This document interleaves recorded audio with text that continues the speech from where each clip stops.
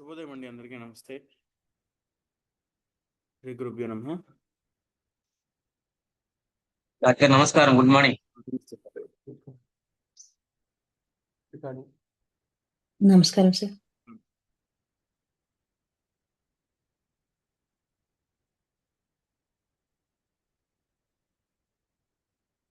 So మనం చదువుకుంటున్నటువంటి అఫారిజమ్స్ ఇక్కడ 47, 48, 49లో మనకి నేచర్స్ లా ఆఫ్ కేర్ ఎట్లా ఉంటుంది, ప్రకృతిలో నుంచి మనం ఏ విధంగా మెడిసిన్ తీసుకున్నాము, ఒక రోగం తగ్గాలంటే ఇంకొక సిమిలర్గా ఉన్నటువంటి ఒక డిసీజ్ని ఎలా క్రియేట్ చేయాలి, దానికి మన దగ్గర ఉన్నటువంటి ఇన్స్ట్రుమెంట్స్ ఏంటి అనే దాని గురించి చదువుకుంటే ఇక్కడ 50th అఫారిజం దానికి జిస్ట్ చెప్తుంది అనమాట. అంటే ప్రకృతి ఏ విధంగా మనకు హెల్ప్ చేస్తుంది, యాజ్ వెల్ మనకు మనము ఏ విధంగా నేచర్ నుంచి కొన్ని ఫీచర్స్ కానీ కొన్ని ప్రిన్సిపల్స్ని కానీ తీసుకోగలిగినాము అనేటువంటిది ఇక్కడ చెప్తుంది అనమాట. Mighty nature herself has, as we see, at her command as instruments for effecting homeopathic cures, little besides the miasmatic diseases of constant character, the itch, measles and smallpox, morbific agents. అంటే ఇక్కడ కూడా మనకి ఇప్పుడు మనకున్నటువంటి ఈ డిసీజెస్లో ఏమేమి తీసుకుంటాం మనము, అంటే ఉన్నటువంటి సిమ్టమ్స్ని తీసుకోవడం జరుగుతుంది. దానికి మనం ఏ విధంగా మెడిసిన్ ఇస్తున్నాము, దానికి ఉన్నటువంటి సిమిలర్ క్యారెక్టర్గా ఉన్నటువంటి ఒక డిసీజ్, ఒక మార్బిఫిక్ ఏజెంట్ని అంటే హోమియోపతిక్ మెడిసిన్ తీసుకొని ఇవ్వగలుగుతున్నాము. ఇక్కడ ఏం జరుగుతుంది, దీని ప్రిన్సిపల్ ఏంది, హోమియోపతిక్ ప్రిన్సిపల్ అనుకుందాం కాసేపటికి. The itch, measles and small pox, morbific agents which as remedies are either more dangerous to life and more to be dreaded than the disease they are to cure. They themselves require curing in order to be eradicated in their turn. Both circumstances that make their employment as homeopathic remedies. అంటే difficult, uncertain and dangerous. అంటే ఇక్కడ ఏం చెప్తున్నారు, same ఇంతకుముందు కూడా ఉన్నటువంటి disease ఏది, small pox కానీ మీజిల్స్ కానీ ఉన్నప్పుడు అప్పుడు ఏమి ఇచ్చేవారు మరి అక్కడ మెడిసిన్ అంటే సేమ్ స్మాల్ పాక్స్లో నుంచి తీసినటువంటి లింఫ్ మాత్రమే ఇచ్చేవాళ్ళు. యాజ్ వెల్ మీజిల్స్లో తీసినటువంటి దానిలో నుంచి తీసినటువంటి ద్రవ్యము వాళ్ళకి ఇచ్చేవాళ్ళు అనమాట. దేనికి తగ్గడం కోసం, అంటే ఆ డిసీజ్ తగ్గడం కోసం సిమిలర్ డిసీజ్ని తీసుకొని, అంటే అటువంటి టాక్సిన్ని తీసుకొని అందులో నుంచే టాక్సిన్ని తీసుకొని ఇవ్వడం జరుగుతుంది. సో దట్ యాంటీబాడీస్ డెవలప్ అవుతున్నాయి అన్నట్టుగా చూస్తున్నాం అనమాట. ఇక్కడ ఏం జరుగుతుంది, అది చాలా డేంజరస్ అని చెప్తున్నారు. ఇంకా మాస్టర్ గారు చాలా క్లియర్గా అర్థవంతంగా చెప్పారు. ఇప్పుడు చదువుదాం. As how few diseases are there to which man is subject to find their similar remedy in small pox, in smallpox, measles or itch. Hence, in the course of nature, very few maladies can be cured by these uncertain and hazardous homeopathic remedies. అంటే ఇక్కడ homoeopathic remedies అని చెప్పారు కానీ మనం అని చెప్పలేదు ఇక్కడ. అంటే ఇక్కడ మనము స్మాల్ పాక్స్ కానీ మీజిల్స్ కానీ ఇచ్ కానీ అప్పుడు ఏ ఉంటే అవి అప్పుడు ఉన్నటువంటి డిసీజెస్లో అందులో నుంచి లింఫ్ కానీ అందులో నుంచే కొంచెం మిగతావన్నీ తీసి ఇచ్చేవాళ్ళనమాట. అవి చాలా డేంజరస్ అని చెప్తున్నారనమాట. అంటే ఏమంటారు, ఇప్పుడు మిజిల్స్లో నుంచి లేదంటే స్మాల్ పాక్స్లో నుంచి ఒక లిక్విడ్ లాంటిది ఎరప్షన్ నుంచి ఒక లిక్విడ్ లాంటిది వచ్చింది అనుకోండి, దాన్నే తీసి మళ్ళీ పేషెంట్కి ఇచ్చేవాళ్ళనమాట. సో అది కూడా సిమిలరే కదా, అది కూడా హోమియోపతికే కదా అన్నట్టుగా చెప్తున్నారనమాట. అంటే హోమియోపతిక్ అంటే ఏంది, ఇప్పుడు మనం ఏం చేస్తాము, మనకు కూడా సిమిలర్ రెమెడీని ఫైండ్ చేయడానికి ప్రకృతి మనకి ఇచ్చినటువంటి ఒక ప్రిన్సిపల్ని వాడుకొని మనం సిమిలర్గా ఉన్నటువంటి బయట కూడా అన్ని చూస్తున్నాం అనమాట. ఇప్పుడు దానికి ఎగ్జాంపుల్స్ కూడా చెప్తారు మాస్టర్, చూద్దాం. So and much difficulty. For this reason, the doses of these morbific powers cannot be diminished according to their circumstances. అంటే ఇక్కడ ఏంది, ఆ లింఫ్ ఏదైతే ఎక్స్ట్రాక్ట్ చేసినామో వాటిని పొటెంటైజ్ చేయలేదు ఇప్పటివరకు, దాని పవర్స్ అట్లే ఉన్నాయి. అంటే ఎంత తీసుకున్నామో దాన్ని అట్లాగే వాడుకుంటూ పోయాము, దానివల్ల అది కూడా ఇబ్బంది పెడుతుంది. As doses of the medicine can, but the patient afflicted with an analogous malady of long standing must be subjected to the entire dangerous and tedious disease, to the entire disease of smallpox, measles or itch, which in turn has to be cured. And yet, as is seen, we can point to some striking homeopathic cures affected by the lucky concurrence, all so many incontrovertible proofs of the great the sole therapeutic law of nature that obtains them cure by symptom similarity. అంటే అక్కడ కూడా వాళ్ళు కూడా symptom similarity చూశారు, కాకపోతే వాళ్ళ దగ్గర therapeutic medicines కానీ ఆ ఇన్స్ట్రుమెంట్స్ కానీ లేవు. అప్పుడే తయారైంది. అంటే ఇప్పుడు కూడా వాళ్ళు సేమ్ అదే ఉపయోగిస్తున్నారు కదా. ఇప్పుడు మనకి కోవిడ్ వ్యాక్సిన్ కానీ ఏదైనా బీసీజీ వ్యాక్సిన్ కానీ ఇస్తున్నారు. అంటే సేమ్ అదే అందులో నుంచి వ్యాక్సిన్ తీసుకొని పోలియో కానీ లైవో అటెన్యూయేటెడో దాన్ని ఏదో పాస్టరైజేషన్ చేసి ఏదో చేసి మొత్తానికైతే మనకి ఇస్తున్నారు. కానీ మొత్తం మీద ఇది ఏమి ఇస్తున్నారు, పొటెంటైజ్డ్ మెడిసిన్ ఇవ్వట్లేదు. అక్కడ ఓన్లీ ఉన్నటువంటి లింఫ్ని ఏదైతే ఉందో దాన్ని ప్రిజర్వ్ చేసి దానికి ఏదో స్టెబిలైజర్స్ కలిపేసి మనకి ఇస్తున్నారు. దానివల్ల ఎంత డేంజరస్ అనేది చెప్తున్నారు. And the exact matters contagious principle present in the cow lymph namely. Okay, ఇక్కడ ఇది రెఫరెన్స్ ఇచ్చారు. ఇది ఇప్పుడు మాస్టర్ గారు చెప్తారు చూడండి.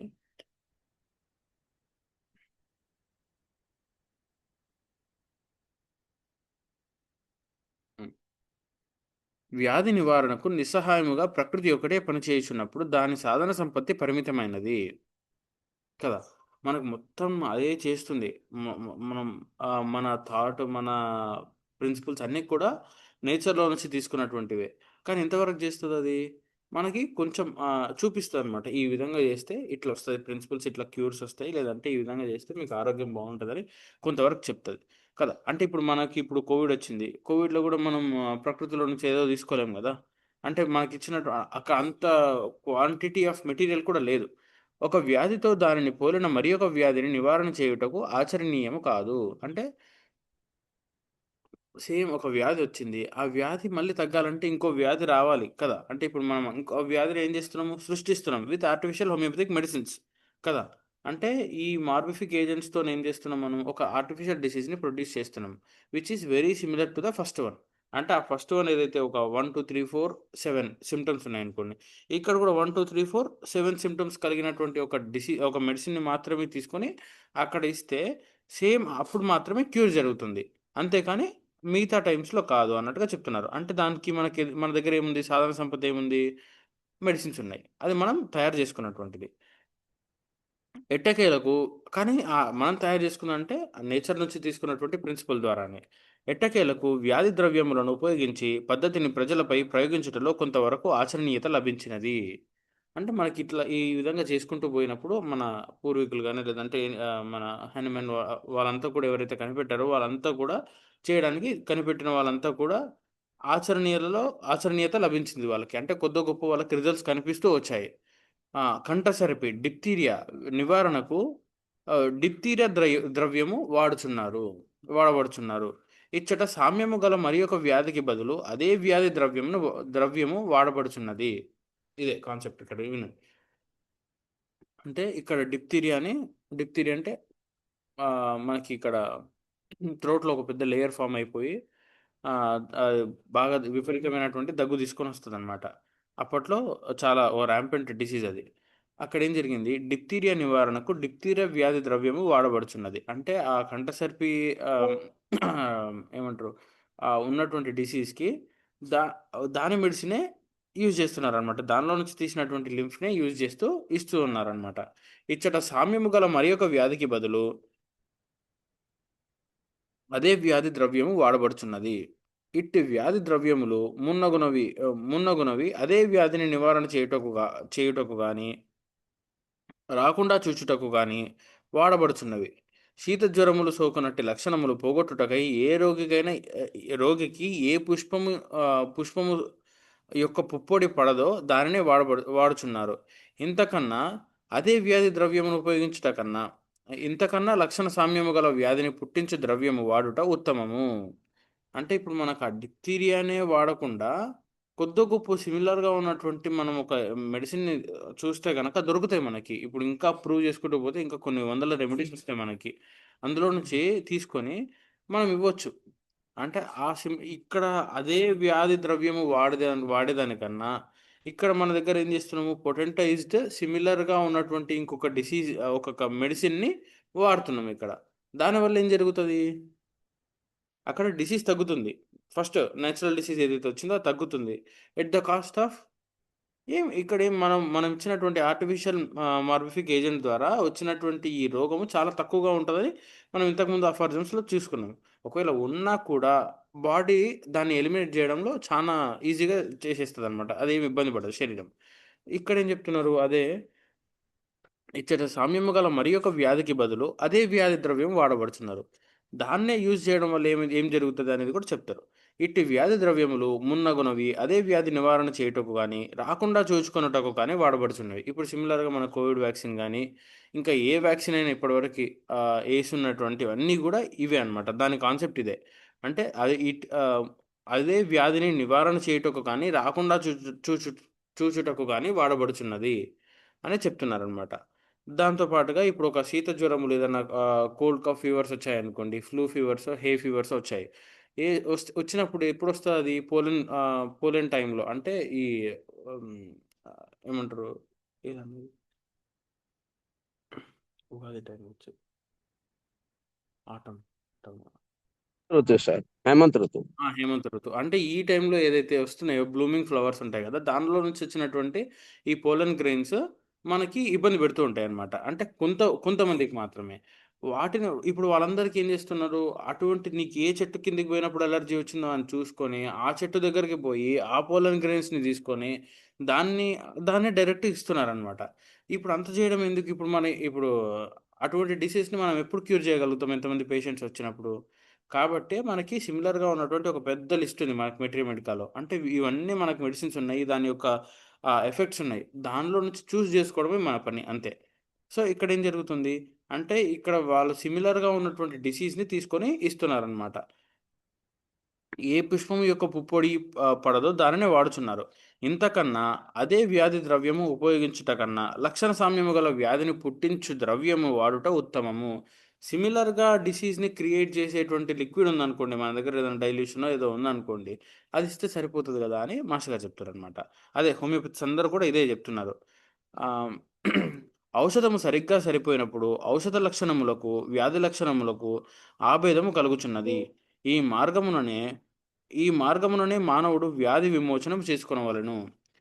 ఎందుకు జేసుకోవాలి ఇట్లనే అనంటే, ఈ డిసీ ఇది చాలా సులభమైన మార్గం ఇది. ఇప్పుడు ఇప్పుడు మనకున్నటువంటి సింప్టమ్స్ అలోపతి ద్వారా తగ్గాయనుకోండి. అలోపతి మెడిసిన్స్ గాని ఏమంటారు వెంటనే యాంటిపతి గాని, వెంటనే పాలియేట్ చేసేటువంటి మెడిసిన్స్‌తో తీసుకున్నామనుకోండి. అది కొద్దిసేపు రిలీఫ్ ఇస్తది. ఎట్ ద కాస్ట్ ఆఫ్ కొద్దిగా ఆరాం గూడా అనిపిస్తది. ఇక్కడ గూడా మనకేం జరుగుతుంది, ఇక్కడ సిమిలర్ డ్రగ్ ఇచ్చినప్పుడు అదే డిప్తీరియానో లేదంటే స్మాల్ పాక్స్, మీజిల్స్ నుంచి ఎక్స్ట్రాక్ట్ చేసి ఇచ్చినప్పుడు శరీరం ఎంత ఇబ్బంది పడతదో కూడా చెప్తున్నారనమాట. ఆ ఇబ్బంది పడేదానికంటే కూడా ఇప్పుడు ఈ హోమియోపతి మెడిసిన్ ఇంకా చాలా సులభమైనది గదా! ఇక్కడ ఏమి ఇబ్బంది లేదు గదా! అని చెప్తున్నారనమాట. వ్యాధి లక్షణములకు ఆభేదం కలుగుచున్నది. ఈ మార్గముననే మానవుడు వ్యాధి విమోచనం చేసుకొనవలెను. ప్రకృతి ధర్మములపై ఆధారపడిన మార్గమును కల్పించుకొని ఇట్లు ప్రయోగం చేసినచో వ్యాధి నివారణ శీఘ్రముగను, సౌమ్యముగను పరిపూర్ణముగా జరుగును. ఇట్లా ఎందుకు చేయాలి అని చెప్తుంటే కూడా ఎందుకు చేయాలి? ఈ సిమిలర్ డ్రగ్‌ని ఎందుకు వాడాలి? సిమిలర్‌గా ఉన్నటువంటి వాటిని ఎందుకు వాడాలంటే, ఒక వ్యాధి నివారణ ఎంత స్మూత్‌గా జరుగుతుందని చెప్తున్నారనమాట. శీఘ్రముగా అంటే వెంటనే ఫాస్ట్‌గా తగ్గుతుంది. సౌమ్యము ఎటువంటి ఆటంకం లేకుండా, ఎటువంటి ఇబ్బంది లేకుండా కలుగుతుంది. పరిపూర్ణ అంటే క్లియర్‌గా రూట్ కాజ్ నుంచి మనం తీసుకుంటాం కాబట్టి, ఎందుకొచ్చిందో అనేటువంటి ఆ కాజ్‌ని చూసి అది మొత్తం లోపల నుంచి తీసేస్తది. అంటే ఉన్నటువంటి యాంటీబాడీస్‌ని ప్రొడ్యూస్ చేస్తుంది. యాంటీబాడీస్ అనే కాదు, ఆ తర్వాత మనకున్న మయాజమ్‌ని తీసేయడానికి కూడా మనకి ఎన్నో మెడిసిన్స్ ఉన్నాయి ఇక్కడ. సో, ఆ పరిపూర్ణంగా జరుగుతుందనేది ఇక్కడ మాస్టర్ గారు చెప్తున్నారు. నివారణ మా నివారణ సూత్రమును ప్రకృతి ధృవపరచుచున్నది. కనుక దానిని కల్పించి వినియోగము చేయు మార్గము కూడా ప్రకృతియే సమర్థించుచున్నది. ఇక్కడ మనకి థాట్ ఇచ్చిందెవరు? ఎక్కడి నుంచొచ్చిందిది? ప్రకృతే ఇచ్చింది. దానిని స్టెబిలైజ్ జేసి, దానికి స్ట్రెంత్ ఇచ్చిందెవరు? మళ్ళీ ప్రకృతియే ఇస్తున్నది. కానీ దాన్ని ఉపయోగిద్దాము అని జెప్తున్నారనమాట. దానిని కల్పించి వియోగం చేయు మార్గం కూడా ప్రకృతియే సమర్థించుచున్నది. ఇట్లు వైద్య కళ యొక్క ఆవశ్యకతను తెలుపుటయు, దారి చూపుటయు కూడా ప్రకృతియే చేయుచున్నది. మన దగ్గర ఈ మాటలు చెప్పిస్తున్నది కూడా ప్రకృతియే అని ఇక్కడ మాస్టర్ గారు చెప్తున్నారనమాట. అంటే మన ఇప్పుడు ఉన్నటువంటి థాట్స్ ఇవి ఏదైతే ఉందో ఈ అఫోరిజంలో ఉన్న మొత్తం ఈ బుక్‌లో ఉన్నటువంటి థాట్స్ అన్నీ కూడా మనము కొత్తగా మనం ఏదో క్రియేట్ చేయలేదు. ఉన్నటువంటి డిసీజ్‌ని, ఉన్నటువంటి థాట్స్‌ని చూసి ఇవ్వడం జరిగింది. అంటే అక్కడి నుంచి చూసి మాత్రమే మనం ఏం జరుగుతుంది, ఎట్లా జరుగుతుంది అనేది దానిని గమనించి మనం తీసుకోవడం జరిగింది. అంతేకాని మనకు కొత్తదేం జరగలేదు. మనం కొత్తదేం కనిపెట్టలేదు. ఉన్నటువంటి దాన్ని డిస్కవర్ చేయడం జరిగిందని చెప్తున్నారు. హ్మ్.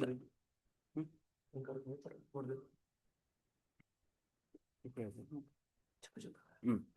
దాని వివరణ చెప్తున్నారనమాట. వివరణ ఫస్ట్ మానవులకు పరిసరముల కారణముగా వచ్చుచున్న రోగముల చేత ఉన్న రోగములను నివారణ చేయుటకు సాధ్యము కాని పని. ఒక రోగి మున్నగు వాని యొక్క మున్నగు ఒక రోగి ఒక రోగమున్న వానికి మరి ఒక రోగము వచ్చే వరకు వేచి ఉండవలను. ఇప్పుడు మనం అదే థాట్‌ని మనం వితౌట్ హోమియోపతిక్ మెడిసిన్, వితౌట్ ఏం చేయకుండా ఉండాలంటే, ఒక రోగం వచ్చిన తర్వాత మళ్ళీ అది ఎప్పుడు తగ్గుతుంది అంటే, ఇంకో పెద్ద రోగం వచ్చిన తర్వాత ఈ చిన్న రోగం తగ్గుతుంది. అంటే అంతవరకు వేచి చూస్తామా? ఇది సాధ్యము కాదు. ఇది సాధ్యము కాదు. కాదని వేచి ఉన్నచో రోగి చనిపోవును. కనుక ప్రకృతి సిద్ధములైన రోగములతో ఉన్న రోగమునకు చికిత్స చేయుట హాస్యాస్పదము. అంటే ఇక్కడ సేమ్ అదే చెప్తున్నారు. కనుక ప్రకృతి సిద్ధములైన రోగములతో ఉన్న రోగమునకు చికిత్స చేయుట. అంటే అదే లింఫ్‌ని తీసుకొని, అదే స్మాల్ పాక్స్‌ని తీసుకొని, ఇప్పుడు స్మాల్ పాక్స్ ఎరప్షన్ ఒక చిన్నగా వచ్చిందనుకోండి, వాడితే సరిపోదు వాడికి ఎగ్జాంపుల్. వాళ్ళు వాటిని తీసుకొని ప్రిజర్వ్ ఎవరు చేస్తారు? ఎంతమందికి ఇస్తారు? మళ్ళా అంటే దానికోసం ఇంకా స్మాల్ పాక్స్ రోగులను కూడా పుట్టిస్తారు మళ్ళా దానికోసం. అంటే ఇవన్నీ కూడా అసలు జరగనటువంటివి. ఇదంతా హాస్యాస్పదం. ఇదంతా అది అయ్యే పనులు కావన్నట్టుగా చెప్తున్నారనమాట. ఇది సాధ్యము కాదు. కాదని వేచున్నచో రోగి చనిపోవును. ప్రకృతిలో ధర్మములను గ్రహించి వానిని తన వైద్య విద్య యందు అమలుపరుచుకొనవలెను. అంటే ఇక్కడ సేమ్ ఇప్పుడు మనకెట్లా జరుగుతుంది ఇదంతా కూడా? ఒక ప్రాసెస్ ఉంది. ఆ ప్రాసెస్ ఏంటి? అక్కడ ప్రకృతిలోని ధర్మములను గ్రహించి. అంటే సిమిలారిటీని తీసుకొని ఇవ్వాలి. అంటే ఆ లింఫ్‌ని ఎట్లయితే నువ్వు సేమ్ అని ఇస్తున్నావో, అది అది ఒక పద్ధతి కరెక్టే. కానీ ఉపయోగించే విధానం కరెక్ట్ కాదు. సేమ్ అదే థాట్‌ని ఇక్కడ ఉపయోగించు. అంటే దాన్ని ఆ సిమిలారిటీగా ఉన్నటువంటి థాట్స్‌ని ఇక్కడ వీళ్ళకియ్యడానికి ప్రయత్నం చెయి. Without that lymph with homoeopathic medicines అని చెప్తున్నారు. సూటిగా కావాల్సిన రోగములకు కృత్రిమముగా పుట్టించుట నేర్చుకొనవలెను. అంటే ఇప్పుడు మళ్ళీ ఇప్పుడు డిప్తీరియా ఉంది. లేదంటే ఇంకేదో డిప్తీరియా అంటే సరే వచ్చింది. దానికి ఇంకో దగ్గర నుంచి ఏదో మెడిసిన్ ఉంటది కదా మన దగ్గర. అంటే ప్రకృతిలో ఉంది. దాన్ని మనం గమనించుకోవాలి. ఉన్నాయి గూడా. సో, నేర్చుకొనవలెను. దాని కొరకే మందులు మరియు ఈ కృత్రిమ రోగమునకు ఆ నైసర్గిక రోగము కన్నా కొంచెం ఎక్కువ బలముగా పుట్టించుట నేర్చుకొనవలెను. అంటే మళ్ళీ ఇక్కడ ఏం జరుగుతుంది? మనకు ఆ నైసర్గిక వ్యాధి కంటే ఈ ఆర్టిఫిషియల్ డిసీజ్ ఇంకా పెద్దగా ఉండాలి. అప్పుడు మాత్రమే ఇది తగ్గుతది. లేదంటే ఇంక తగ్గదది. అది ఇప్పుడంతలా తగ్గదు. కాబట్టి అట్లా తగ్గించేటట్టుగా కూడా మనం ట్యూన్ చేసుకునేటట్టుగా మనకి ఒక మెడిసిన్ తయారు చేసుకోవాలి. తయారు చేసుకోవాల్సింది ఎట్లా తయారు మన దగ్గర ఉన్నటువంటి మెడిసిన్స్ ఉన్నాయి ఇక్కడ. మందు పరిమాణమును, మోతాదును మార్చుట వలన ఇది సాధ్యమగును. అంటే మన దగ్గర ఉన్నటువంటి మందులు ఏవైతే ఉన్నాయో వాటిని పొటెంటైజ్ చూసుకొని, దాన్ని పొటెంటైజ్ ఏ పొటెన్సీ చేయాలి, ఎన్నిసార్లు రిపీట్ చేయాలి అనేది పోసాలజీ ఉంది. సో, ఇవన్నీ కూడా డిటర్మిన్ చేసుకుంటూ రోగికి ఒక మెడిసిన్ ఇవ్వడం వల్ల మనకు ప్రకృతి ఇచ్చినటువంటి ప్రిన్సిపల్స్ ద్వారానే క్యూర్ జరుగుతుంది అనేది మనం అర్థం చేసుకోవచ్చు ఇక్కడ. అలోపతి వారు ఈ సిద్ధాంతమును వాడుట ఒక విధముగా నేర్చుకొని ఉన్నారు. అంటే దీన్ని గూడా ఎట్లా వాళ్ళు ఇదే తీసుకున్నారు. ఎట్లా టీకాలు వేయుట, డిప్తీరియా వ్యాధి ద్రవ్యమును ఉపయోగించుట, కలరా నివారించుటకు ఇనాక్యులేషన్ చేయుట, హోమియో సిద్ధాంతమునకు దగ్గర సంబంధములు గల పద్ధతులే. మసూచి చీమును రక్తసర్పి చేయుట వలన దేహమందలి మశూచి చీమును రక్తసర్పి చేయుట వలన రక్త రక్తస్పర్శ చేయుట వలన దేహమందలి ప్రాణశక్తి పోరాటము రేగి ఆ వ్యాధి సోకకుండా రక్షించుకుని శక్తి మేలుకొచ్చుచున్నది. కనుకనే టీకాలు సవ్యముగా వేయించుకొని వారిలో చాలా మంది మశూచి రోగము రాదు.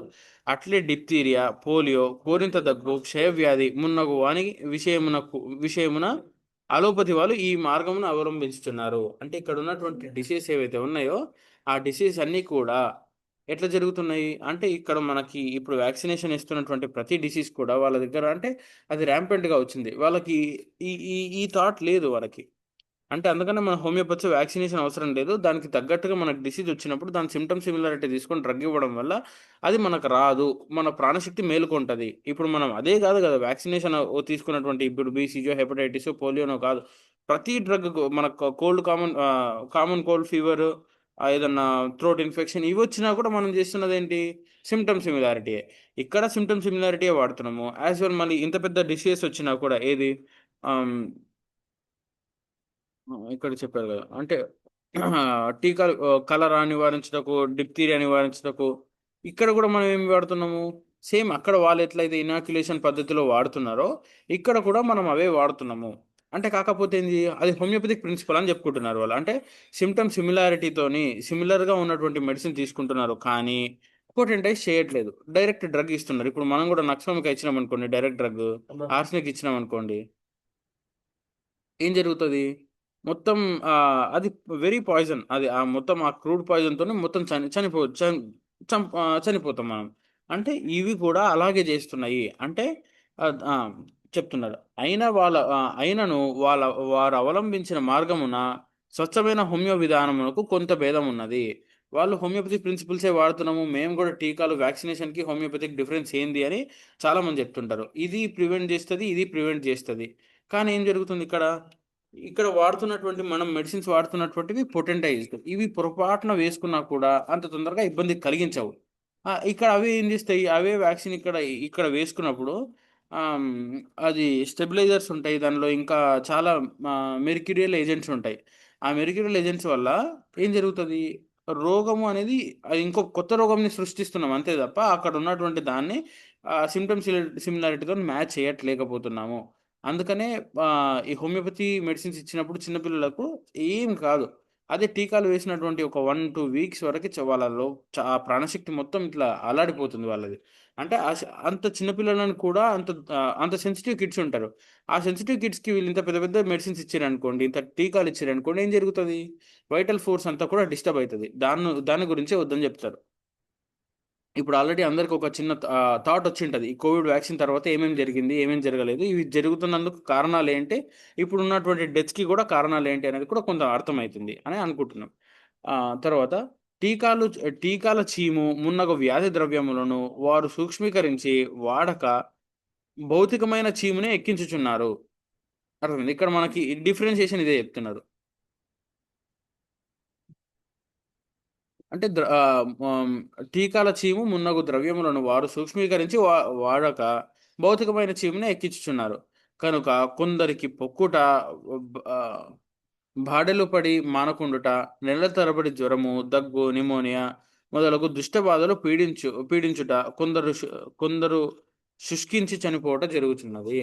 అంటే వీటి వల్ల ఏం జరుగుతుంది? వాడు అట్లే పొటెంటైజ్డ్ గాకుండా క్రూడ్ ఫార్మ్ ఇచ్చినప్పుడు ఇన్ని ఇబ్బందులు పడతది శరీరం. అంటే ఇన్ని విధాలుగా అది ఆహ్, సఫర్ అవుతూ ఉంటది. అంటే ఇన్ని జ్వరమొస్తాయి, దగ్గు, నిమోనియా ఇవన్నీ కూడా ఇంత తొందరగా తగ్గిపోతాయా? తగ్గవు.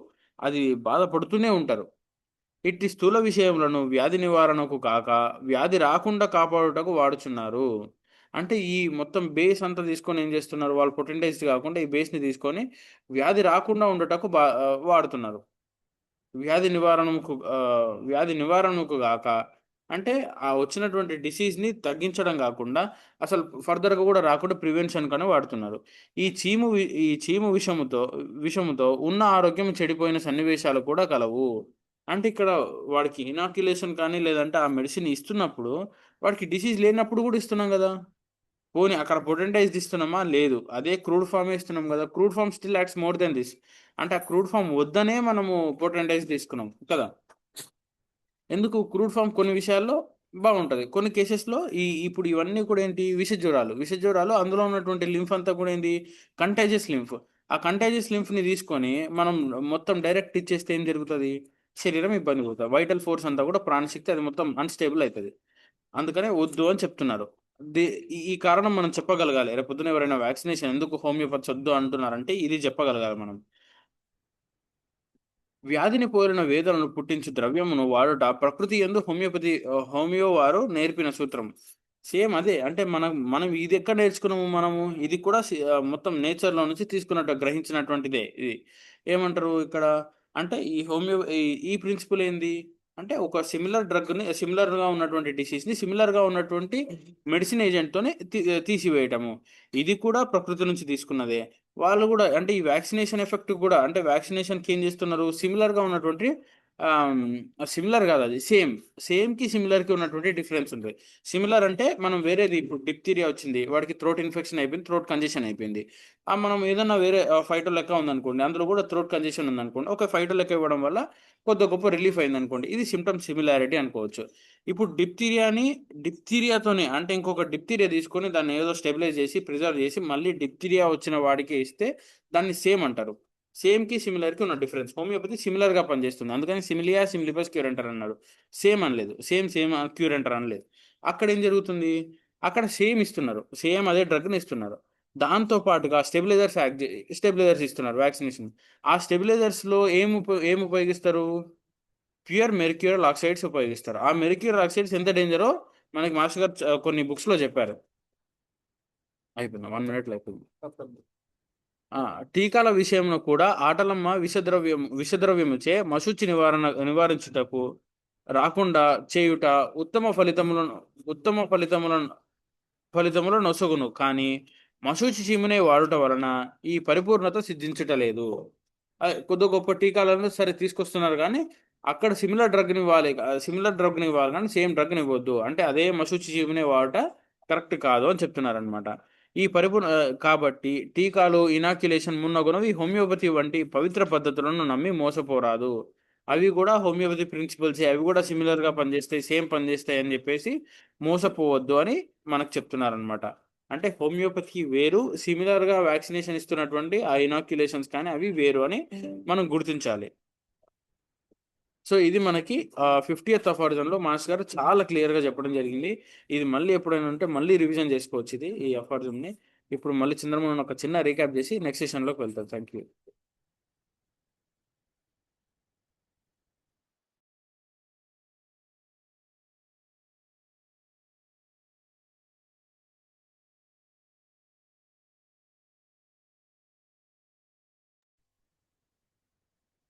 సార్ నమస్కారం. సార్ శుభోదయం సార్, నమస్తే. నమస్తే సార్. వాసుదేవ్ సార్. వాసుదేవ్ అండి. నమస్కారం సార్.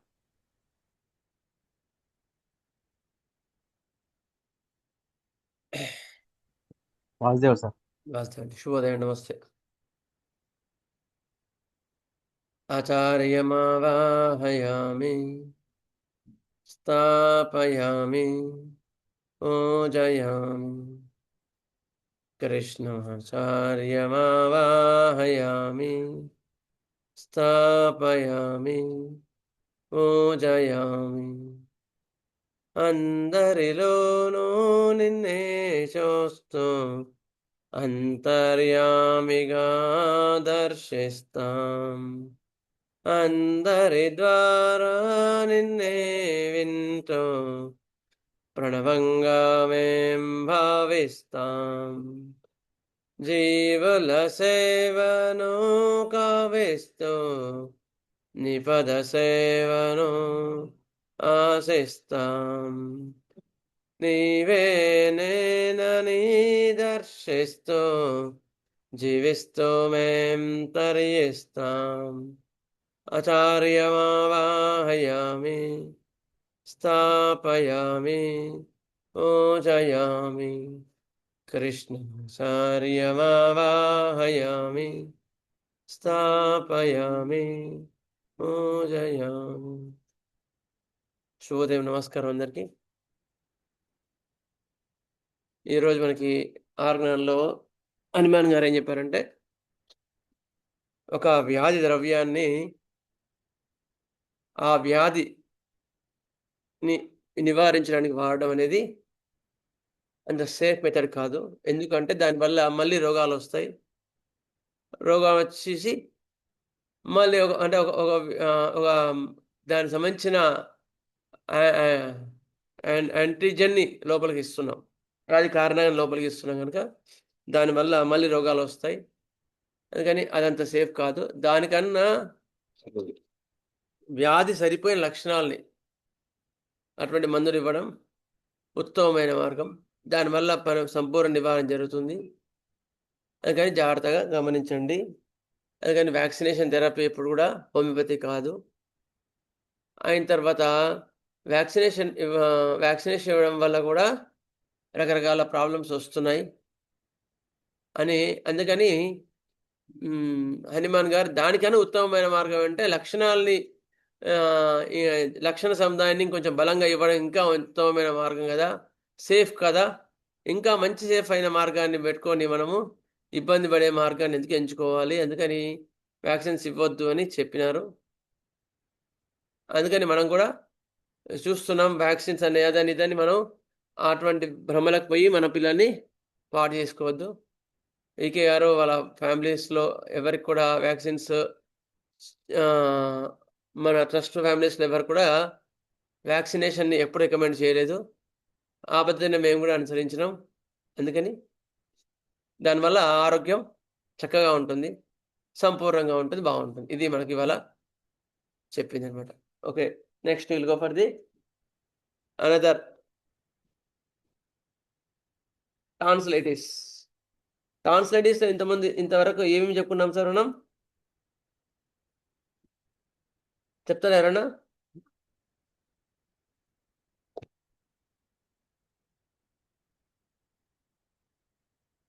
ఏం చెప్పుకున్నాం సార్?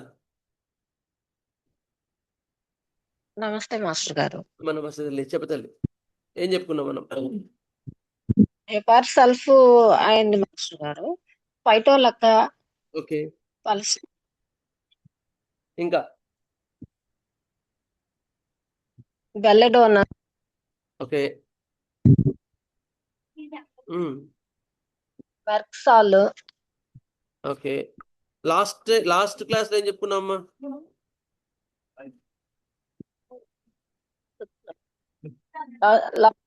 పలస్టిల్లా, ఆ తర్వాత లైకోపోడియం, ఆ తర్వాత లాస్ట్ చెప్పారు మాస్టర్ గారు. ఐలాంథస్ గ్లాండ్లోసా గ్రాండ్లోసా కదా? ఐలాంథస్ గ్రాండ్లోసా ఎవరన్నా విన్నారండి? అది ఒక్కసారి రిపీట్ చేసి చెప్తాను. ఐలాంథస్ గ్రాండ్లోసా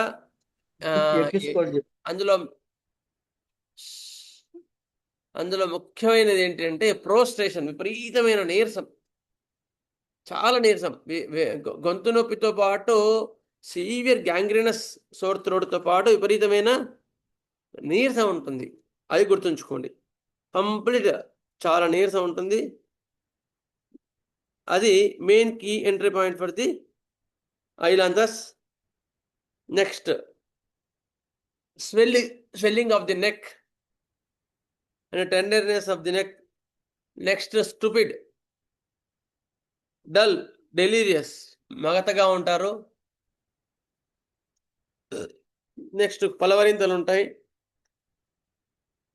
డ్రైనెస్, రఫ్ అండ్ స్క్రేపింగ్, బాగా థ్రోట్ అంతా కూడా డ్రైగా ఉంటుంది. Next throat is the haemorrhagic ulcerative scrofulous. Haemorrhagic కూడా బాగా అంటే రక్తస్రావాలు కూడా ఉండొచ్చు. ఇవన్నీ కూడా ఐలాంథస్ గ్రాండ్లోసా 200 మనకి ఇస్తే చాలా మనకు నివారణ జరుగుతుంది. ఇది లాస్ట్ మనం చెప్పుకునే ఒకసారి రివిజన్ చేశాను అంతే. నెక్స్ట్ ఇవాళ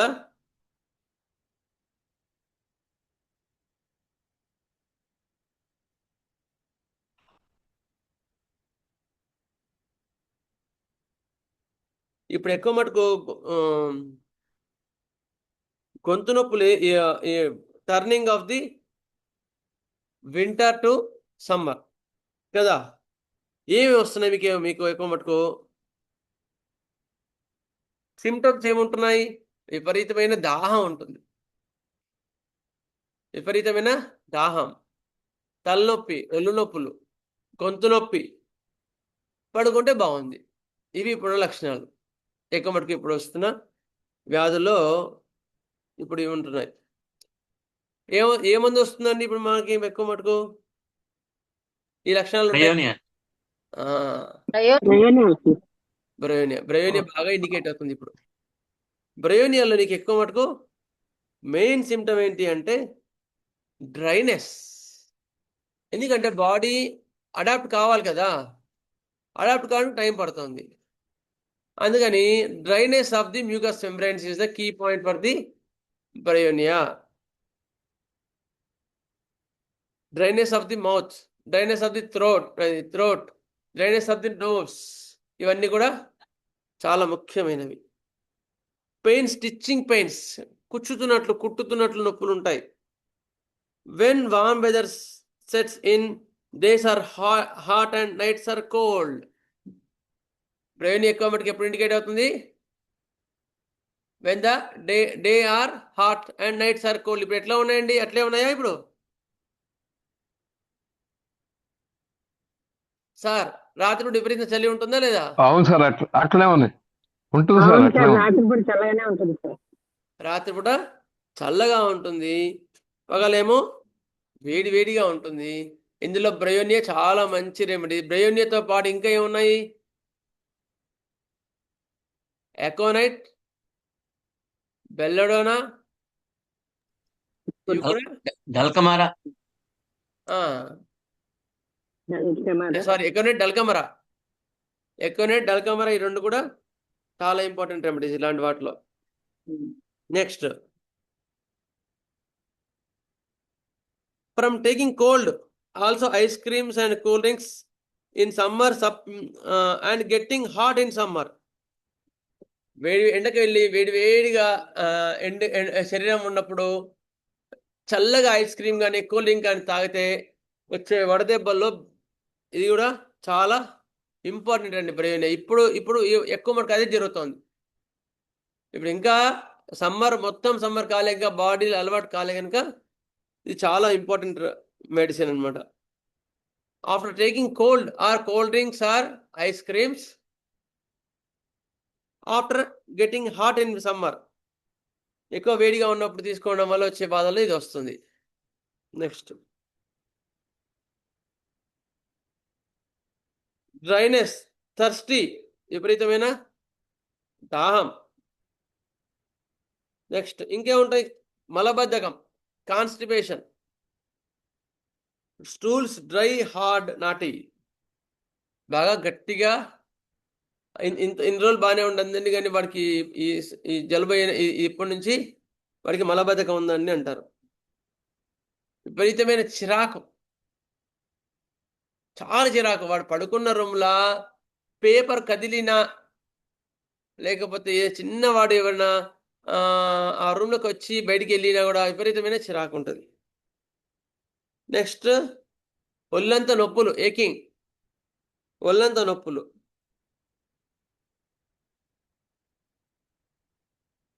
తలనొప్పి, ఒళ్ళు నొప్పులు, ఇందులో చాలా మటుకు బాగా పనిచేస్తుంది బ్రయోనియా. విపరీతమైన దాహం, డ్రైనెస్ అని చెప్పే కదా, దాహం విపరీతంగా ఉన్నప్పుడు ఇది చాలా బాగా పనిచేస్తుంది.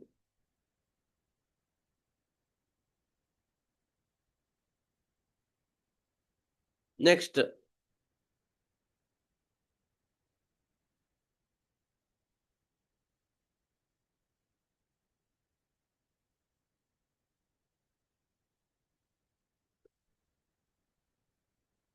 ఇవి లోపల ఇంకొక సిమ్టమ్ ఉంటుంది. విపరీతమైన బద్ధకస్తుడు, పడుకుంటే బాగుంటుంది, కదలకుండా ఉండబుద్ధి కాదు, యాంగ్జైటీ ఉంటుంది. Anxiety money matters about. వీడు చాలా మనీ మైండెడ్ ఫెలో, చాలా money minded fellow. A remedy of stock brokers, business people, insurance agents etcetera worry about money, always they talks about money. అది బ్రయోనియాలో మనకు ఇంపార్టెంట్ ఇండికేషన్. ఫిజికల్ జనరల్స్ ఇంతకుముందు చెప్పుకున్నాం మనం. ఏవి బ్రయోనియాలో? Dryness, దాహము, ఇవన్నీ కూడా ఉంటాయి.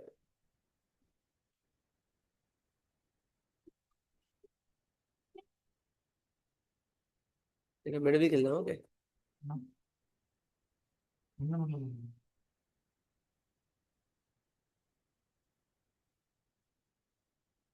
Next, it was proved by our master Hanuman.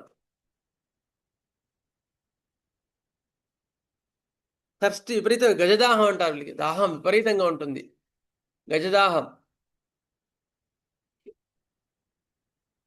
Right side remedy, moderate action remedy, short acting remedy. ఇంకోటి కీ పాయింట్ ఏంటండి ఇందులో యాక్షన్ ర్యాపిడిటీ ఎట్లా ఉంటుంది? స్లోనా వెరీ ర్యాపిడా? బ్రెయినియా స్లో అండి, స్లో. మాస్టర్. ఎప్పుడు కూడా గుర్తుంచుకోవాలండి, ఇంటెన్సిటీ ఎట్లా ఉంది ఒకటి, ర్యాపిడిటీ ఎట్లా ఉంది, స్పీడ్ ఎట్లా ఉంది, ప్రతి ఒక్క రెమెడీ కూడా చూసుకోవాలి. లేకపోతే మనకి ఒక రెమెడీ బదులు దగ్గర ఉన్న రెమెడీ ఇంకోటి ఇవి ఇచ్చే పొరపాటు జరుగుతుంది. అందుకని స్లోగా వచ్చే వాటిలోనే బ్రెయిన్ ఎక్కువ మటుకు పనిచేస్తుంది. అది కూడా చెప్తున్నాను. నెక్స్ట్ మిగతా అన్ని సిమ్టమ్స్ ఉన్నాయి సార్. నమస్తే. అమ్మ నమస్తే. మిగతా అన్ని సిమ్టమ్స్ ఉన్నాయి కానీ దాహం లేదు. ఓకే, అప్పుడేమవుతుంది? దాహం లేకపోవడం కూడా బ్రెయినియల్ ఉందండి. ఇంకో సిమ్టమ్ ఓకే. దాహం లేకపోవడం కూడా బ్రెయినియల్ ఉంది. థర్స్ట్లెస్ కూడా ఉంది. ఓకే, సార్ కొంతమందికి చెప్పండి సార్. కొంతమందికి టాన్సిల్స్ తో పాటు అక్కడ ఏంటో రాళ్ళు వచ్చి పడుతున్నాయి అంటారు సార్. అది రాళ్ళు వస్తున్నాయి అంటారు, అది కూడా ఉంటదండి?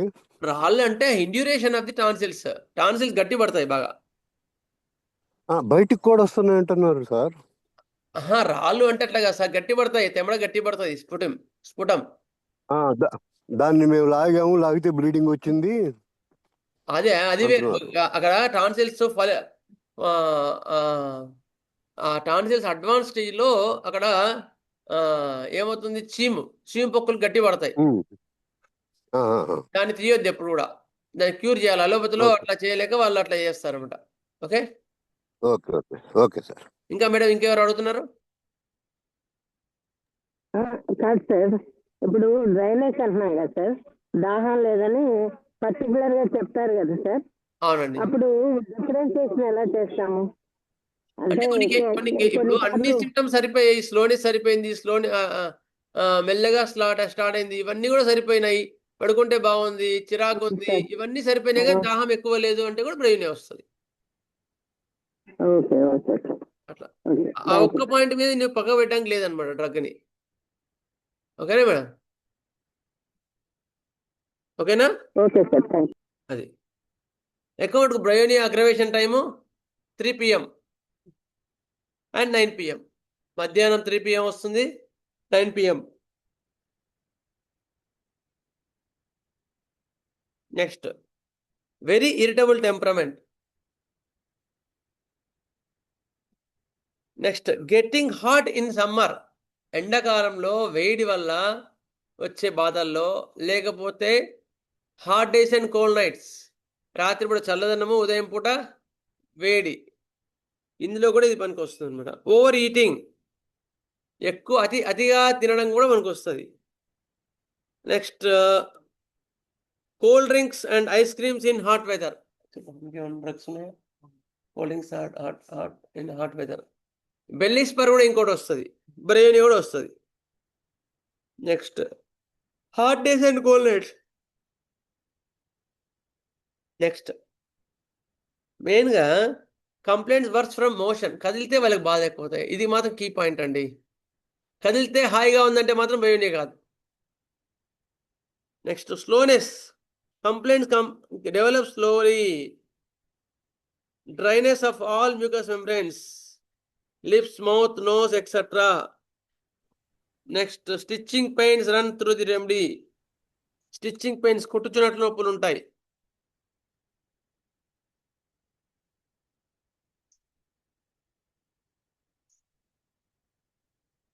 In most complaints aggravated in summer and by heat. అందుకని ఈ పాయింట్ ఇక్కడ మనకి ఎక్కువ మటుకు వస్తుంది. సమ్మర్లో వచ్చే వేడి వాళ్ళు వచ్చే బాధల్లో ఇది బాగా పనిచేస్తుంది Bryonia. Next fear of poverty. డబ్బులు లేవు, డబ్బులన్నీ అయిపోతున్నాయి అనే ఫీలింగ్ ఎక్కువ ఉంటుంది. ఫియర్ ఆఫ్ పావర్టీ అనేది ముఖ్యమైన సిమ్టమ్ ఇందులో బ్రయోనియాలో. Fear of poverty. Next anxiety about future. Fear of poverty ఎందుకు ఉంటుంది అంటే యాంగ్జైటీ అబౌట్ ఫ్యూచర్ ఉంటుంది. అంటే రేపు ఎట్లా, రేపు ఈ కొన్ని డబ్బులు దాచుకున్నాను, ఈ డబ్బులు ఈ కొన్ని కూడా ఇబ్బంది లేకపోతే ఎట్లా అనే పాయింట్ అనేది మనకి వీళ్ళ లోపల కనిపిస్తుంది. మెయిన్గా ఫియర్ ఆఫ్ పావర్టీలో 3 రిమార్క్స్ ఏమిటి, బ్రెయిన్ ఒక్కటే ఉందండి. అంత ఇంపార్టెంట్ ఇది. నెక్స్ట్ కాల్కేరియా ఫాస్, కాల్కేరియా ఫ్లోర్ కూడా వాళ్ళకి కూడా ఆ ఫీలింగ్ ఉంటుంది. నెక్స్ట్ సోరినం వాడికి కూడా ఉంటుంది. Calcarea, psorinum, bryonia, acid fluor, sepia, natrum fluor, calcarea fluor, fluoric acid అంటే ఫ్లోర్లో ఎక్కువగా మటుకు ఈ సిమ్టమ్ కూడా ఉంటుందన్నమాట. ఓకే, నెక్స్ట్ నాలుగే చేదు ఉంటుంది, బిట్టర్ టేస్ట్ ఆఫ్ మౌత్. కానీ గ్రేట్ నోరంతా చేదు.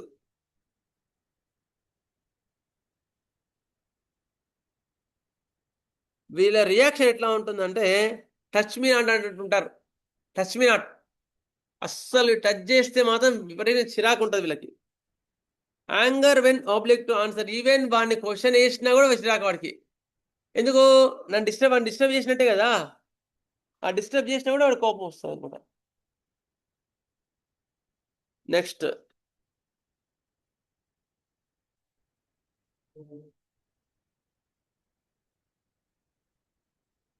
Stools large, hard and very dry stools. Hard stools గట్టిగా ఉంటాయి, పెద్దగా వస్తాయి. స్టూల్స్ కూడా లార్జ్ స్టూల్స్ ఉంటాయి బ్రెయిన్ వాళ్ళకి. ఇదండి మెయిన్గా diarrhoea in hot weather after cold drinks.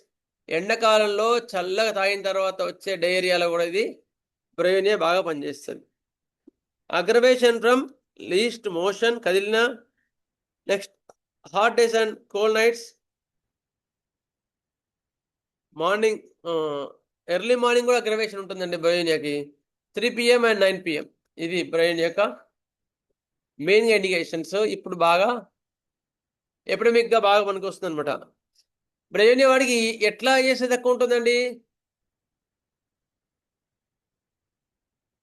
గట్టిగా నొక్కితే హాయిగా ఉంటుంది. గుర్తుంచుకోండి, బ్రయోనియా వాడికి గట్టిగా నొక్కితే pressure, amelioration by pressure or lying on painful side. ఏ సైడ్ అయితే పెయిన్ ఉంటుందో ఆ సైడ్ పడుకుంటే హాయిగా ఉంటుంది. డార్క్ రూమ్, చీకట్లో పడుకుంటే హాయిగా ఉంటుంది. ఇదండి బ్రయోనియా. ఈ బ్రయోనియాలో ఎవరికైనా డౌట్ ఉందా అండి? ఇప్పుడు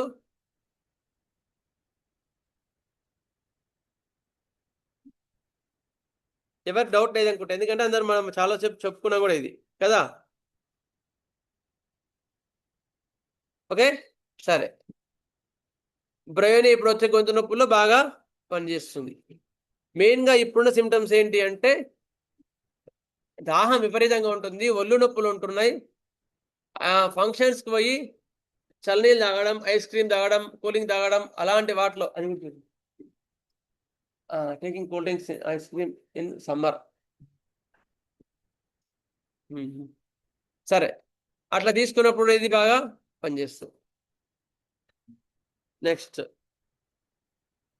పడుకుంటే హాయిగా ఉంటుంది, ఒళ్ళు నొప్పులు ఉంటాయి. ఉదయం లేవంగానే ఎక్కువ ఉంటాయి బాధలు. 3 PM and 9 PM బాధలు ఎక్కువ ఉంటాయి. ఈ బాధలు ఎక్కువ అండి. ఒక్క నిమిషం చిన్న గ్యాప్ తీసుకుంటాను. 1 time స్కూల్స్ కదా, పిల్లలంతా వచ్చినారు. ఒక్క నిమిషం.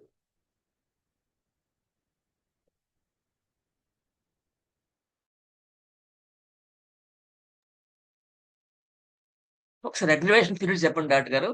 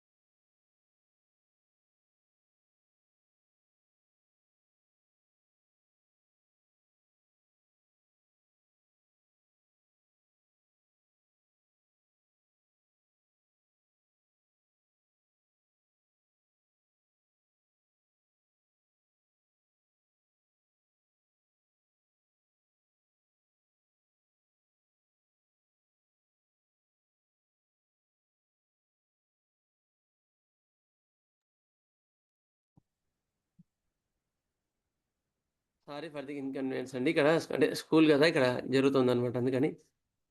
ఓకే.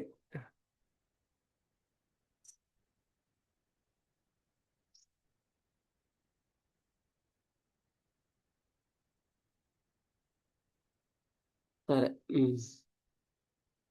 డాక్టర్ గారు బల్క్ డల్కమర్ బ్రయోనియా అగ్రివేషన్ టైం ఏది అన్నారు?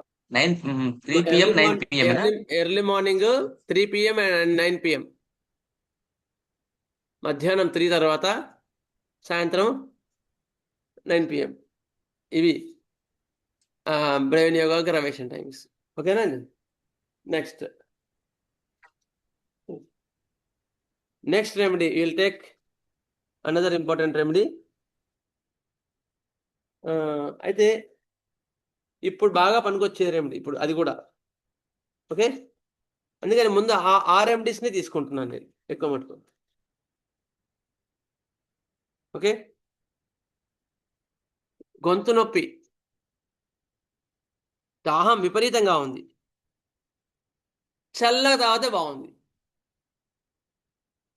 కదా, చల్లగా తాగితే బాగుంది, కానీ కదిలితే ఎక్కువ అనేది లేదు. మామూలు బ్రెయిన్ వేయాలంటే కదిలితే బాధలు ఎక్కువ అవుతాయి కదా, వీడు కదిలితే ఎక్కువ అనేది లేదు. అయిన తర్వాత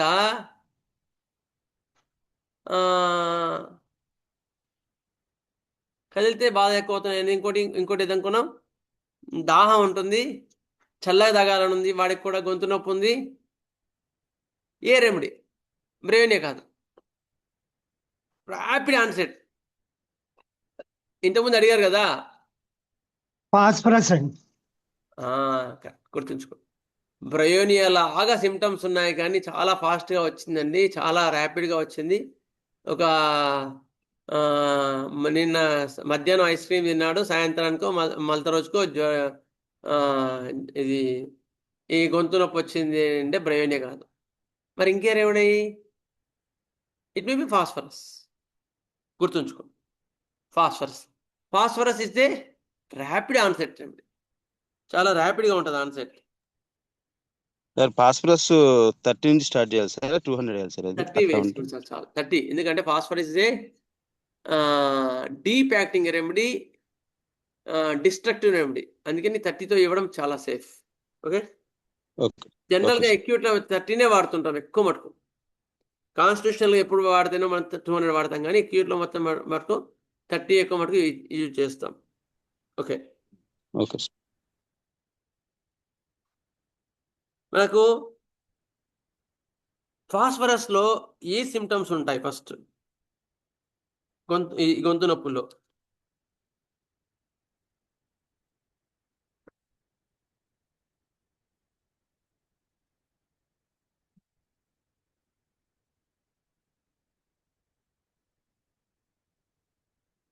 టాన్సిల్స్ విల్ మచ్ స్వాలెన్, బాగా వాపు ఉంటుంది.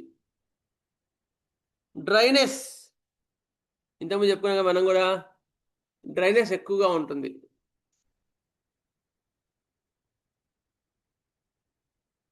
Aggravation in the evening. ఫాస్ఫరస్లో ఎక్కువ మటుకు అగ్రవేషన్ ఎప్పుడు ఉంటుందంటే ఈవినింగ్ ఉంటుందండి, ఈవినింగ్ ఎక్కువగా ఉంటుంది. Horrible taste as if it has been kept there for some time, often feels quite cold in mouth. నోరు చల్లగా ఉన్నట్టు ఉంటుంది ఫాస్ఫరస్ వాడికి. సరే, థర్స్ట్ ఫర్ కోల్డ్ వాటర్. ఒక కేసు కూడా చెప్పాను అంతకుముందు ఒకసారి. ఒక ఆయనకి డయేరియా అయింది, సమ్మర్లో బాగా డయేరియా అవుతుంది, ఎన్ని మందులు ఇచ్చినా తగ్గట్లేదని ఈకేఆర్ వాళ్ళ ఇంటికి వెళ్ళారు. వాళ్ళ ఇంటికి వెళ్తే కొబ్బరి బొండం కొట్టేసి అందులో ఐస్ వేసి ఇస్తున్నారు ఆయనకి, ఎందుకంటే తాగితే హాయిగా ఉంది అని. అప్పుడు ఈకేఆర్ ఏ సిమ్టమ్స్ అడగకుండా డైరెక్ట్గా ఫాస్ఫరస్ 30 ఓడేసేయంగానే మోషన్స్ అన్ని తగ్గిపోయినాయి. అట్లా అనమాట, అంత ఇంపార్టెంట్ సిమ్టమ్ ఫాస్ఫరస్లో. Thirst for ice cold water. Okay, next haemorrhagic tendency, బాగా హెమరేజిక్ టెండెన్సీ ఉంటుంది. నెక్స్ట్ అంటే ముందు థ్రోట్ సిమ్టమ్స్ చెప్పిన తర్వాత జనరల్ సిమ్టమ్స్ చెప్తాను మీకు.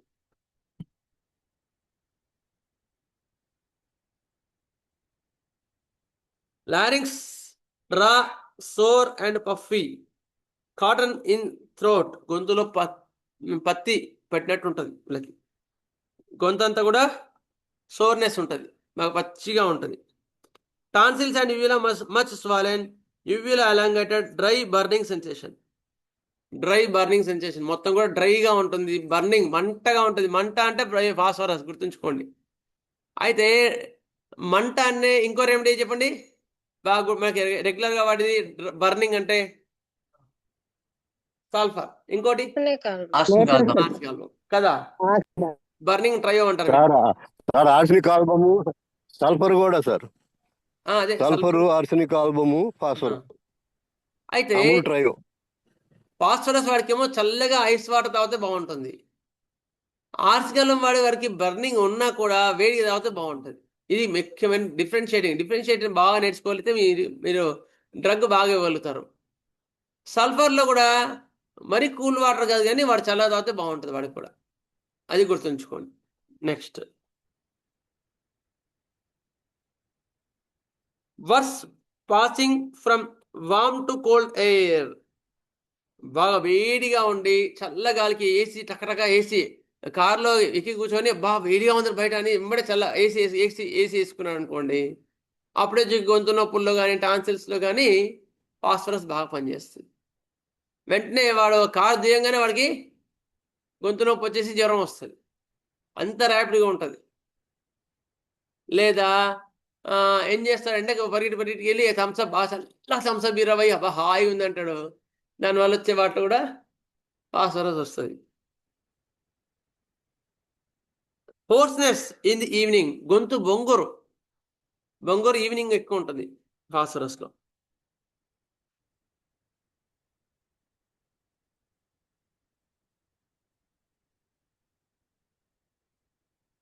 డ్రై టిక్లింగ్ కాఫ్, డ్రై కూడా పర్టికులర్గా ఉంటుంది, కొంచెం కీచులాగా ఉంటుంది.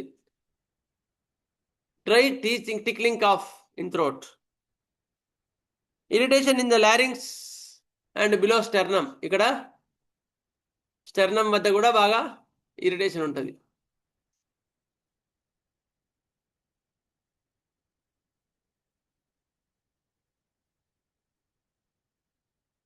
Dry cough with pain in the head as if would burst, తల పగిలిపోతుందేమో అన్నంత నొప్పిగా ఉంటుంది, తలనొప్పి.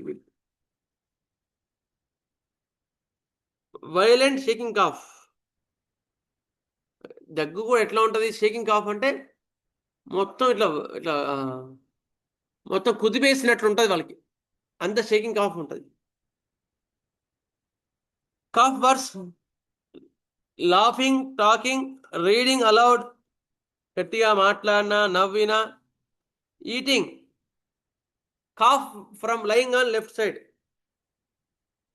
సైడ్ పడుకుంటే వచ్చే బాధల్లో ఫాస్ఫరస్ కూడా ఒకటి ఇంపార్టెంట్, గుర్తుంచుకోండి. లెఫ్ట్ సైడ్ పడుకుంటే దగ్గర ఎక్కువ అవుతుంది అంటే ఫాస్ఫరస్ వాడిలో ఏమైనా ఉన్నారేమో గుర్తుంచుకోండి. Patient is chilli, Thurs for cold drinks, Thurs for ice cold water, crave salt.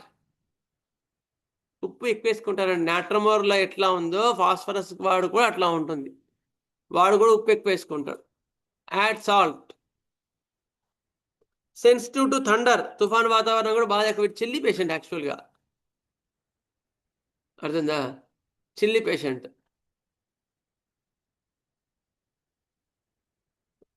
Anxious, indifferent, అదనమాట. డ్రై కాఫ్ ఉంటుంది, బాగా డ్రై కాఫ్ ఉంటుంది. ఫాస్ఫరస్ వాళ్ళకి బాగా డ్రై కాఫ్ ఉంటుంది. ఇంకొన్ని పాయింట్స్ ఉంటే యాడ్ చేస్తాను.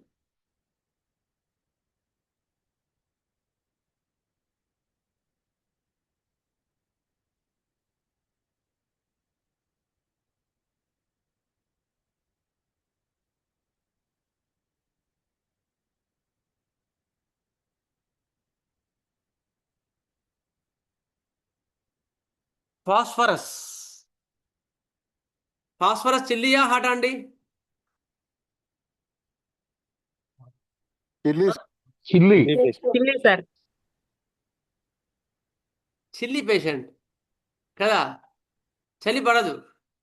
అగ్రవేషన్ ఫ్రమ్ థండర్ స్టార్మ్, తుఫాను వాతావరణంలో బాధలు ఎక్కువ, కానీ వాడికి బర్నింగ్, విపరీతమైన బర్నింగ్ ఉంటుంది, గొంతులో కడుపులో బర్నింగ్ ఉంటుంది, అందుకని చల్లగా తాగాలంటది. ఆయన చల్ల తాగిన ఒక క్షణం బాగుంటుంది, మళ్ళీ వేడి కాగానే మళ్ళీ వామిటింగ్ వచ్చేస్తుంది. అది టిపికల్ ఫాస్ఫరస్ అనమాట. Next very rapid onset. Onset ఎట్లా ఉంటుంది? చాలా ర్యాపిడ్గా ఉంటుంది, గుర్తుంచుకోండి. ఎక్స్ట్రావర్ట్, చాలా ఎక్స్ట్రావర్ట్ అండి, ఇవి చాలా మైల్డ్గా ఉంటారు. ఎక్స్ట్రావర్ట్ అంటే కలిసిపోతారు, త్వరగా కలిసిపోతారు. చాలా వీళ్ళతో మాట్లాడితే కూడా చాలా బాగుంటుంది. యాక్చువల్గా ఫాస్ఫరస్ కాన్స్టిట్యూషన్ వాళ్ళు అనుకోండి, వాళ్ళతో మాట్లాడితే మనకు హాయిగా ఉంటుంది, అంత బాగా మాట్లాడతారు వాళ్ళు. They are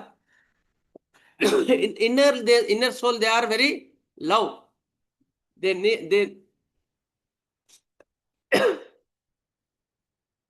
need love, they give love, so they give love. వాళ్ళకి ఎఫెక్షన్ కోరుకుంటారు అందరితో, అందుకని వాళ్ళు అట్లా మాట్లాడతారు, మంచిగా మాట్లాడతారు.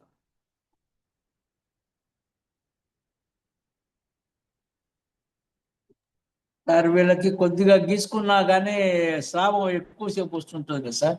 హెమోరజిక్ టెండెన్సీ ఎక్కువగా ఉంటుంది, రక్తస్రావాలు అయ్యే గుణం ఎక్కువగా ఉంటుంది కనుక అట్లా. Next fear of being alone, మామూలుగా కొన్ని పాయింట్స్ కొన్ని చెప్తాను. Burning, great keynote for the burning. Burning is a great keynote, చాలా ఎక్కువ అనమాట burning. Haemorrhagic conditions, sudden onset, craving for ice creams, craving for salt. Okay, magnetism desires to be, ఇక్కడ కూడా బ్రయోనియాకి మనకి ఫాస్ఫరస్కి దగ్గర సంబంధం ఉంటుంది. బ్రయోనియా వాడికి కూడా వెతుకుంటే బాగుంటుంది, వీడికి magnetism desire to be.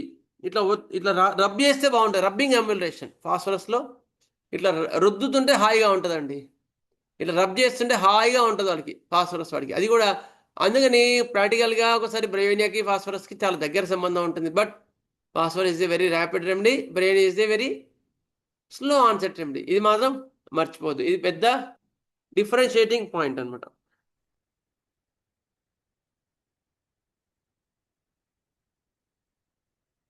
Magnetism desires to be very affectionate. ఇంతకుముందు చెప్పేది, వాడు చాలా ప్రేమగా ఉంటాడు. Gives love because they need love. వీళ్ళకి కోల్డ్ కాఫ్స్ వచ్చినప్పుడు కూడా బిగిన్స్ ఇన్ ది చెస్ట్. అదే లైకోపడియం వాడి యొక్క జలుబు ఎక్కడ స్టార్ట్ అవుతుంది? ముక్కులో స్టార్ట్ అయ్యి, గొంతులో స్టార్ట్ అయ్యి, తర్వాత టాన్సిల్స్ వచ్చి, తర్వాత న్యూమోనియా వస్తాయి లైకోపడియం వాడికి. ఫాస్ఫరస్ వాడికి మాత్రం ముందు చెస్టే స్టార్ట్ ఎఫెక్ట్ అవుతుంది. వాడికి వాతావరణం మారినా, లేకపోతే ఏ చిన్న డిఫరెన్స్ వచ్చినా, ఐస్ క్రీమ్స్ కూలింగ్స్ తిన్న తర్వాత కూడా ముందు కోల్డ్ కాఫ్ కన్నా ముందు న్యూమోనియా వస్తుంది, గుర్తుంచుకోండి. తక్కువ న్యూమోనియా వస్తుంది. అయిన తర్వాత హోర్స్నెస్ ఇన్ ద ఈవినింగ్, గొంతు బొంగురు సాయంత్రం పూట ఉంటుంది. Cough aggravated by lying and left side పడుకుంటే న్యూమోనియా, గొంతు నొప్పులు ఇవన్నీ కూడా లెఫ్ట్ సైడ్ పడుకుంటే ఎక్కువ అవుతాయి.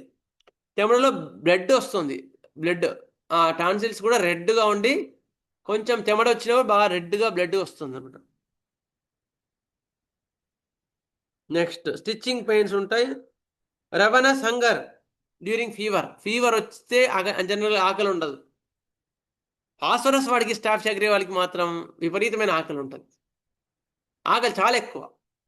ఎందుకోండి, జ్వరం వచ్చినప్పటి నుంచి ఎవరికైనా తింటున్నానండి, ఆకలి ఎక్కువ ఉంటుంది అని అంటారు వీళ్ళు. అది స్టాఫ్ చక్రియా ఫాస్ఫరస్లో ఉంటుంది. Aggravation from thunder Storm, lying on left side, better by rubbing, lying on right side. Okay, cold air relieves head and face symptoms, but cold air aggravates body symptom and chest symptom. అందుకని చిల్లి patient. ఎందుకు చిల్లి patient అంటే, వాడికి బాడీకి ఏమో చలి పడదు, ముఖానికి, తలకి, కడుపులోకి మాత్రం చల్లగా కావాలి. ఇది చాలా ఇంపార్టెంట్ డిఫరెన్షియేటింగ్ పాయింట్ అండి, గుర్తుంచుకోవాలి ఫాస్ఫరస్లో. ఇదండి మనకు ఇవాళ 2 important major remedies which are now is for the burning epidemic. Very important remedies. Phosphorus 30 dose వేయండి చాలు. మొదటి నుంచి చిన్న కావాలంటే శనగ కానీ, స్టిక్ టాపల్ కానీ, ఇలాంటివి కూడా చూసుకోండి ఈ వెదర్లో. చెప్పండి సార్. సార్ వాసుదేవ్ సార్, చిన్న డౌట్ సార్. ఇప్పుడు పల్స్ స్టిల్ అవి కూడా చల్లటి నీళ్ళు తాగాలనిపిస్తుంటది కదా సార్, దానికి దీనికి డిఫరెన్స్ ఎట్లా చూసాం? గుడ్, మంచి క్వశ్చన్. పల్స్ పల్స్టిల్లా వాడికి కూడా చల్లగా తాగాలంటుంది, కానీ ఐస్ క్రీమ్ క్రేవింగ్ అనేది కూడా రెండిట్లో ఉంటుంది. కానీ ఐస్ క్రీమ్ క్రేవింగ్ ఉన్నా కూడా ఇంకోటి గొంతు బొంగురు కూడా, గొంతు బొంగురు ఫాస్ఫరస్లో ఉంటుంది, సాయంత్రం పూట అగ్రవేషన్ కూడా ఉంటుంది. మనం ఫస్ట్ పల్స్టిల్ అనుకుంటాం కదా, పల్స్టిల్లో కూడా ఈవినింగ్ అగ్రవేషన్ ఉంటుంది, ఫాస్ఫరస్లో కూడా ఈవినింగ్ అగ్రవేషన్ ఉంటుంది. రెండింటి కూడా చల్లగా తాగాలి ఉంటుంది. రెండిట్లో కూడా ఐస్ క్రీమ్ తిన్న తర్వాత బాధలు ఎక్కువ ఉంటాయి. మరి రెండింటిలో డిఫరెన్షియేషన్ ఎట్లా అంటే, ఫాస్ఫరస్ వాడికి వెరీ ర్యాపిడ్, పల్స్టిల్లా కూడా సడన్గా ఉంటుంది. కానీ ఇంత ఫాస్ఫరస్ అంత ర్యాపిడ్గా ఉండదు పల్స్టిల్లా, బట్ పల్స్టిల్లా కూడా కొంచెం ర్యాపిడ్ రెమెడీయే. మరి రెండింటిని డిఫరెన్షియేషన్ ఎట్లా అంటే, పల్స్టిల్లా వాడికి మెల్లగా ఆరుబయట గాల్లో తిరుగుతుంటే వాడికి బాగుంటుంది. ఫాస్ఫరస్ వాడికి వెచ్చ కప్పుకుంటే బాగుంటుంది. వాడు చిల్లి పేషెంట్ కదా, వెచ్చ కప్పుకుంటే బాగుంటుంది. వాడికి ఎక్కువ కదలం ఇష్టం ఉండదు.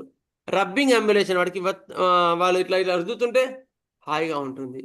బర్నింగ్స్ చాలా విపరీతమైన బర్నింగ్ ఉంటుంది ఫాస్ఫరస్ వాడికి. ఏ తాగినా తిన్నా వాంతి అవుతుంటుంది. చల్లగా తాగితే కొంచెం సేపు ఉండి మళ్ళీ అది కూడా వాంతి అవుతుంది. ఫాస్ఫరస్లో అట్లా ఉంటుంది, బర్నింగ్. పల్స్టిల్లాలో బర్నింగ్ ఉంటుంది మనకి.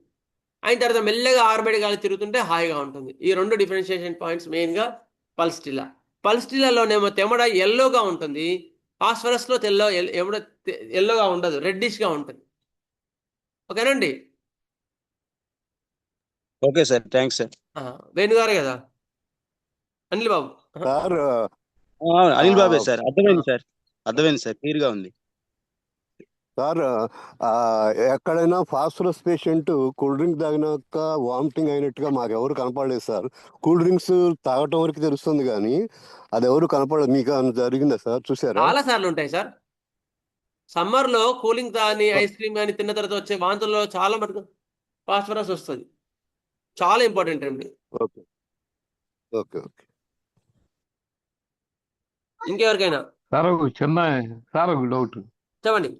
ఒక కేసు చూసాము సార్, ఆమె కాన్స్టిట్యూషన్ చూసేమో ఫాస్ఫరస్ బాగా ఉంది. ఆ, మరి ఆమె ఏమంటుందంటే నాకు ఇంట్లో ఉంటే గాలి కావాలి అంటుంది. ఆ ఇంట్లో గాలి రాదు అంటుంది. అందువలన అది ఆ పాయింట్ తీసుకోవాల్సిన అవసరం లేదు కదా? అక్కర్లేదు, చూసుకొని జాగ్రత్త. మిగతా అన్ని ఫాస్ఫరస్ లాగా అనిపిస్తే ఫాస్ఫరస్ ఇవ్వచ్చు. ఫాస్ఫరస్ కూడా కంపారిజన్లో మీరు చూసుకోవాలి. ఫాస్ఫరస్ వాళ్ళు అంటే ఫాస్ఫరస్లో చిరాకు ఉండదు, వేణియే వాడి చిరాకు ఉంటుంది. చిరాకు లేదు కానీ సన్నగా పొడుగ్గానే ఉంది. ఆ పళ్ళు కూడా పుచ్చినాయి అంటుంది. అట్లా ఆ పాయింట్స్ మీద వెళ్ళొద్దు సార్ ఎప్పుడు కూడా. అప్పుడు అటువంటి పాయింట్స్ మీద వెళ్ళొద్దు. మరి టిపికల్ పాయింట్స్ ఉంటాయి. అంటే మీరు మీ క్లాస్లో ఇప్పుడు చెప్పేవన్నీ టిపికల్ పాయింట్స్, అటువంటి పాయింట్స్ మీద వెళ్ళాలి. అంటే సన్నగా ఉన్నారు, పొడుగా ఉన్నారు, పళ్ళు పుచ్చాయంటే ఇట్ షోస్ సిబిలిటిక్ సిమ్టమ్స్, సిబిలిటిక్ మ్యాజం అంతే. సన్నగా పొడుగా ఉన్నారంటే వాళ్ళ ఇంట్లో వాళ్ళు కూడా వాళ్ళ అక్కనో చెల్లెలు అందరూ పొడుగా ఉన్నారు అనుకోండి, అది కాన్స్టిట్యూషన్ అనుకోండి, వాళ్ళు ఫాస్ఫరస్ సెట్ అవుద్ది కదా. అందుకే మనకు తెలియదు కదా, వాళ్ళు వచ్చినప్పుడు ఫ్యామిలీ ఎలా ఉన్నారు చేసుకోవాలి. అందుకని ఒకవేళ ఇంట్లో అందరు పొట్టిగా ఉండి వీడు ఒక్కడే పొడుగా ఉన్నాడు అనుకోండి, then typically we can take that tall and slender. అది అప్పుడు వాళ్ళు ఎఫెక్షనెట్ గా ఉన్నారు, చాలా మైల్డ్ గా ఉన్నారు, తెల్లదవుతే బాగుంది, చిరాగ్గా ఉంది, రబ్బింగ్ ఎమ్యులేషన్, బర్నింగ్స్ ఇవన్నీ ఉంటే ఫాస్ఫరస్. అదే కొద్దిగా డౌట్ వచ్చి CP6X ఒక వారానికి ఇచ్చాం అంతే, జస్ట్. ఓకే సార్, గుడ్, అంతే. ఫాస్ఫరస్ కలుస్తుంది కదా, వీక్ గా ఉంది. ఓకే, అయితే ఫాస్ఫరస్ 30 ఇచ్చిన తర్వాత మాత్రం CP6X ఇవ్వద్దు. లేదు సార్, ఇంకా ఫాస్ఫరస్ ఇస్తే FP, MP, KP, ఫాస్ఫరస్ ఉండే CP ఇవేవి కూడా ఇవ్వద్దు. 5-ఫాస్ ఏవి ఇవ్వద్దు. ఓకే ఓకే ఓకే, సరే అండి. ఇది డాక్టర్ గారు సార్ చెప్పండి. ఈ ఫాస్ఫరస్ లో తలనొప్పి వచ్చినప్పుడు బాగా ఎక్కువ ఆకలేస్తుంది సార్. అవునండి, ఫాస్ఫరస్ అవును, increased hunger during sickness phosphorus లో ఉంటుంది. ఇది ఒక లక్షణంలో ఒక మందు బాగా ఫాస్ఫరస్ బాగా పనిచేస్తుంది, అందుకే చెప్తున్నాను. ఫాస్ఫరస్ రెండిట్లో ఉంటుంది. ఏంటి డాక్టర్ గారు? స్టాఫ్ చాక్రీ అండ్ ఫాస్ఫరస్ రెండిట్లో కూడా ఉంటుంది. ఆహా. ఆమె మళ్ళా 7 గంటల బెల్ కొట్టగానే పోయినా. దయాకర్ గారు ఇంకా ఇంకెవరికైనా డౌట్ ఉందండి? సరే అండి, ఇక్కడికి ఆపుదాం ఇవాళ క్లాస్. స్వస్తి ప్రజాభ్య పరిపాలయంతాం న్యాయేన మార్గేణ మహీం మహీషా గోబ్రాహ్మణేభ్య శుభమస్తు నిత్యం. లోకా సమస్తా సుఖినో భవంతు. లోకా సమస్తా సుఖినో భవంతు. లోకా సమస్తా సుఖినో భవంతు. ఓం శాంతి శాంతి శాంతి. జై శ్రీ రామ్. ఇంకొక చిన్న విజ్ఞప్తి ఏంటంటే అండి, రేపు గురువారం ఉగాది పండుగ కదా, గురువారం ఉగాది పండుగ. ఆ రోజు ఉగాది పండుగ సందర్భంగా మనము ఓమియో బ్రదర్కి సెలవు తీసుకుందాం ఒక్క రోజుకి. సరేనా అండి? అందరు పండుగలో ఉంటారు కదా, అందుకని. సరేనా? సరే సార్. సరే సార్. ఉంటాను. నమస్తే. సరే వాసుదేవ. వాసుదేవ్.